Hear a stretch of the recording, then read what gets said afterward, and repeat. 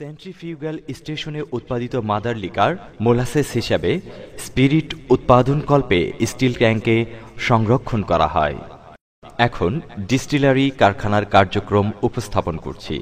Sugar মিলের উপজাত পণ্য মোলাসেসের মধ্যে বিদ্যমান চিনি হতে এককোষী অণুজীব ইস্ট দ্বারা ফার্মেন্টেশন প্রক্রিয়ায় ডিস্টিলারি কারখানায় স্পিরিট উৎপাদন করা হয়। ল্যাবরেটরিতে ইস্ট কালচার করে মূল কারখানায় 10 লিটার ফ্ল্যাস্কের মাধ্যমে পাঠানো হয়, যা 100 লিটার তরলায়িত জীবাণুমুক্ত মোলাসেস মিডিয়ার মধ্যে ইস্ট প্রোপাগেশন করে পর্যায়ক্রমে 17,000 গ্যালন ধারণ ক্ষমতা সম্পন্ন ফার্মান্টেশন ভ্যাটে ফার্মান্টেশন কার্যক্রম সম্পন্ন করা হয়। এই ফার্মেন্টেড ওয়াশ থেকে ফ্র্যাকশনাল ডিস্টিলেশনের মাধ্যমে স্পিরিট পৃথক করা হয়। এই প্রক্রিয়ায় বিভিন্ন গ্রেডের স্পিরিট উৎপাদন করা হয়, যেমন rectified spirit, denatured spirit, country spirit, extra neutral alcohol. Rectified spirit দ্বারা whisky, brandy, vodka, country spirit দ্বারা রোজারাম ও ওল্ড রাম এবং এক্সট্রা নিউট্রাল অ্যালকোহল দ্বারা জিন ও মল্টেড হুইস্কি ব্র্যান্ডের ফরেন লিকার তৈরি করা হয়।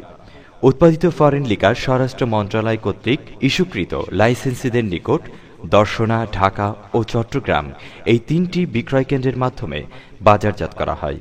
এছাড়া রেকটিফাইড স্পিরিট লাইসেন্সপ্রাপ্ত হোমিও ডাক্তারদের নিকট এবং বিশ্ববিদ্যালয় গবেষণাগার ও ঔষধ প্রস্তুতকারী প্রতিষ্ঠানের নিকট বিক্রয় করা হয়। কান্ট্রি স্পিরিট দ্বারা দেশি মদ তৈরি করা হয়, যা মাদকদ্রব্য নিয়ন্ত্রণ অধিদপ্তরের নিয়ন্ত্রণে 13টি পণ্যাগারের মাধ্যমে স্বরাষ্ট্র মন্ত্রণালয় কর্তৃক ইস্যুকৃত লাইসেন্সি তথা ভেন্ডারগণের নিকট বিক্রয় করা হয়। ডিনেচার্ড স্পিরিট মাদকদ্রব্য নিয়ন্ত্রণ অধিদপ্তর কর্তৃক ইস্যুকৃত লাইসেন্সিদের নিকট বিক্রয় করা হয়। জাতীয়করণের পর থেকে অদ্যাবধি কেরু অ্যান্ড কোম্পানি সম্মিলিতভাবে শুল্ক, ভ্যাট, সারচার্জ, আয়কর ও লভ্যাংশ হিসেবে প্রায় 750 কোটি টাকা সরকারি কোষাগারে প্রদান করেছে। ধন্যবাদ।